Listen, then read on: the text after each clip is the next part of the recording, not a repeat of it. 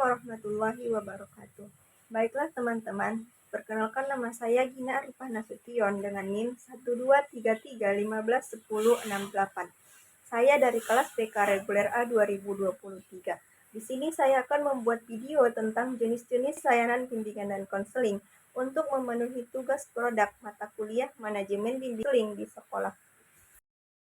Jenis-jenis layanan bimbingan dan konseling terbagi menjadi 10, yaitu orientasi, layanan informasi, layanan penempatan dan penyaluran, layanan penguasaan konten, layanan konseling perorangan atau individual, layanan bimbingan dan kelompok, layanan konseling kelompok, layanan konsultasi, layanan mediasi, dan layanan advokasi.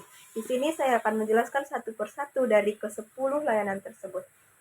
Pertama adalah layanan orientasi. Layanan orientasi adalah layanan bimbingan dan konseling yang membantu peserta didik memahami lingkungan baru, seperti lingkungan satuan pendidikan bagi peserta didik baru, dan objek-objek yang perlu dipelajari untuk menyesuaikan diri serta mempermudah dan memperlancar peran di lingkungan baru yang efektif dan berkarakter. Yang kedua adalah layanan informasi, yaitu layanan bimbingan dan konseling yang membantu peserta didik dalam menerima dan memahami berbagai informasi diri, sosial, belajar, karir atau jabatan, dan pendidikan lanjutan yang secara terarah, objektif, dan bijak. Kemudian yang ketiga adalah layanan penempatan dan penyaluran, yaitu layanan bimbingan dan konseling yang membantu peserta didik memperoleh penempatan dan penyaluran yang tepat di dalam kelompok belajar, peminatan atau lintas minat atau pendalaman minat, program latihan, magang, dan ekstrakurikuler secara terarah, objektif, dan bijak.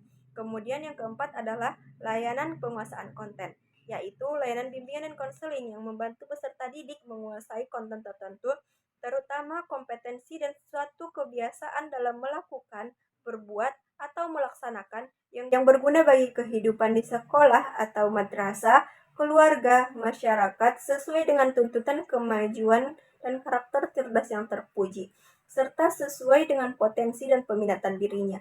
Kemudian yang kelima adalah layanan konseling perorangan atau individual, yaitu layanan bimbingan dan konseling yang membantu peserta didik dalam mengentaskan masalah pribadinya melalui prosedur perorangan. Kemudian yang keenam itu adalah layanan bimbingan kelompok.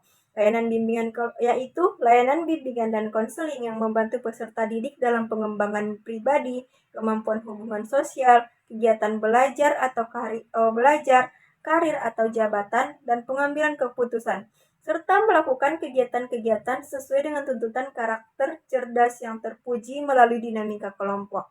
Kemudian yang ketujuh itu adalah layanan konseling kelompok, yaitu layanan bimbingan dan konseling yang membantu peserta didik dalam membahas dan mengentaskan masalah yang dialami secara sesuai dengan tuntutan karakter cerdas yang terpuji melalui dinamika kelompok.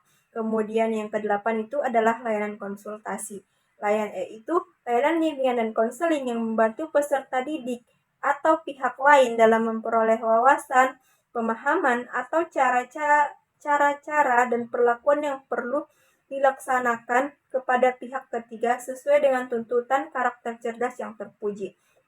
Kemudian yang kesembilan itu adalah layanan mediasi, yaitu layanan bimbingan dan konseling yang membantu peserta didik dalam menyelesaikan permasalahan dan memperbaiki hubungan dengan pihak lain sesuai dengan tuntutan